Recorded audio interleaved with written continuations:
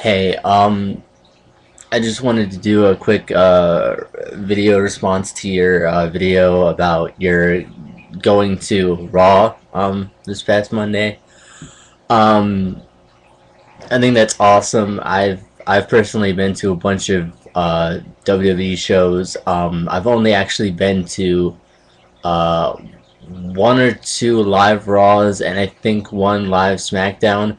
But I've also been to a bunch of house shows where they don't it's not televised, but it's still they still have a show because, as most people know, um, WWE performs along with TNA. WWE performs not together, obviously, but they both perform 365 days a year. So it's not just Monday, Friday, and then Sunday for pay-per-views. They're wrestling every day. But anyway, I thought that was cool. I hopefully will be able to go myself to a Raw, some or SmackDown, preferably Raw.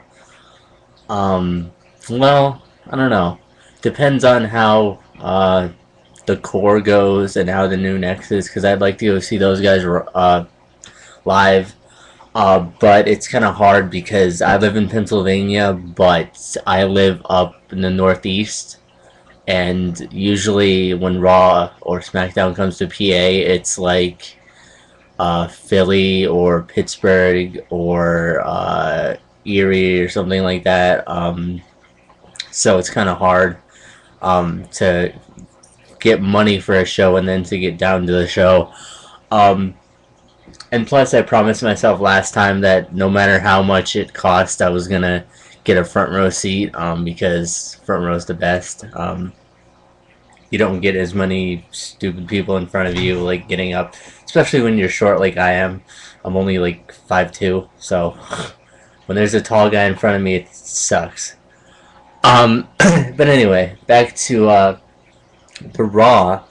I don't know how it was for you live, but I thought it was pretty good uh, on TV. It wasn't the best show for me. There was a lot of there was one big surprise for me, and a lot of times WWE doesn't they don't surprise me as much anymore. There's not like they don't pull something out of like left field on me as much as they used to, like back when I was younger.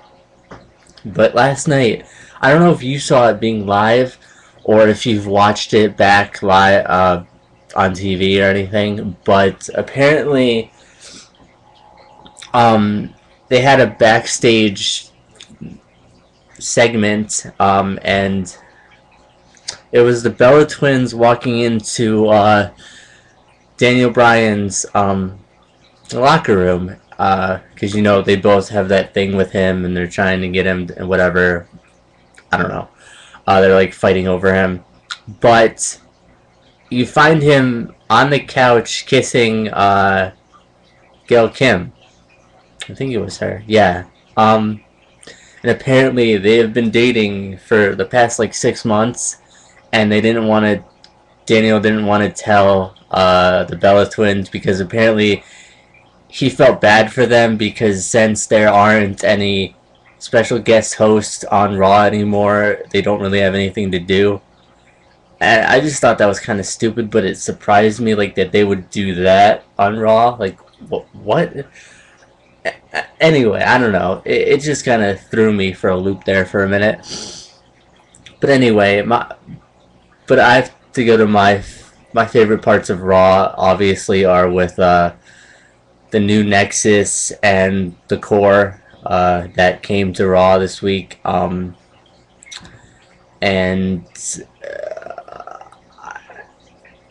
the main event was okay. It could have gone better. I'm not going to talk about every match, but the main event, I like that it was CM Punk versus Wade Barrett, leader of the Nexus and co-member of the core, since he's saying that there is no leader of the core. There are four equals. we'll see how that goes, because I don't see Wade Barrett as, you know, submitting or anything like that. I see him more as, I want to be a leader kind of guy. You know what I mean? Um, but it was a pretty good match. I liked how, you know, Cena as the special guest referee threw out the core and the Nexus, so they couldn't do anything to screw up the match. That was cool.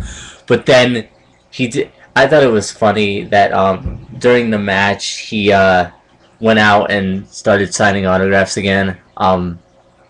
As Wade Barrett pinned CM Punk. That was kind of funny. And then he called a double disqualification for profanity. Um, Excessive profanity since it's a PG show. I thought that was kind of funny. Stupid but funny. Um, but yeah, I like some stupid little things that Cena does like that. That they kind of keep this show kind of funny. But then obviously, the general manager of Raw, the computer, emailed and said that both factions are going to be in the Royal Rumble, which I kind of like. I don't like that that the Nexus is going to basically protect CM Punk to keep him in, but whatever. There was one part in the show where it kind of seems like maybe the Nexus still is kind of falling apart, because they were backstage and they were Husky Harris actually brought it up. What happens if, you know, because they're supposed to protect CM Punk and help him win the Royal Rumble. But what happens if, say, CM Punk is chosen number one as number one entry, and then, you know, he gets eliminated early, or if he doesn't get eliminated early and he's in for a while, but still, what if the rest of the members of Nexus don't get into the Royal Rumble until like 20? You know what I mean? I thought that was a good point, you know what I mean? Because then he's pretty much screwed. Without them, I don't think he can just do it. I don't think he's gonna be like, you know, Rey Mysterio or Cena and be like number one entry and win the Royal Rumble. I don't think he's that good. I don't think they're gonna hype him up that much. But we'll see. But anyway, where was I? Yeah, that kind of got me thinking about that. But anyway, the one thing that bothers me before the Royal Rumble, that I have to get off my chest. It seems like they do this every single year, where the Raw or the Smackdown before the Royal Rumble, the main event ends or gets interrupted, and then somebody comes in and starts beating up on somebody else, and then it never fails.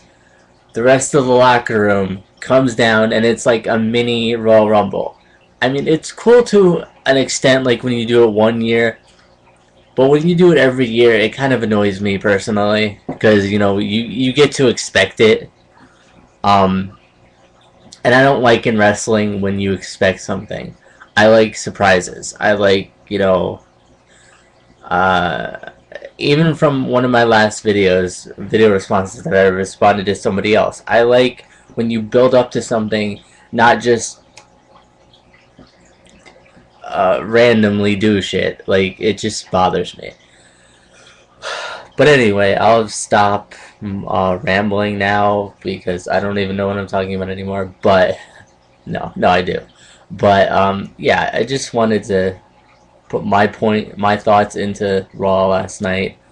Not last night now because it's like Wednesday, but I just watched it last night because I didn't watch it Monday. I have it recorded, and I watched it last night. But like I said, it was a pretty good show. Could have been better. We'll see what happens on SmackDown. All right, I'll see you.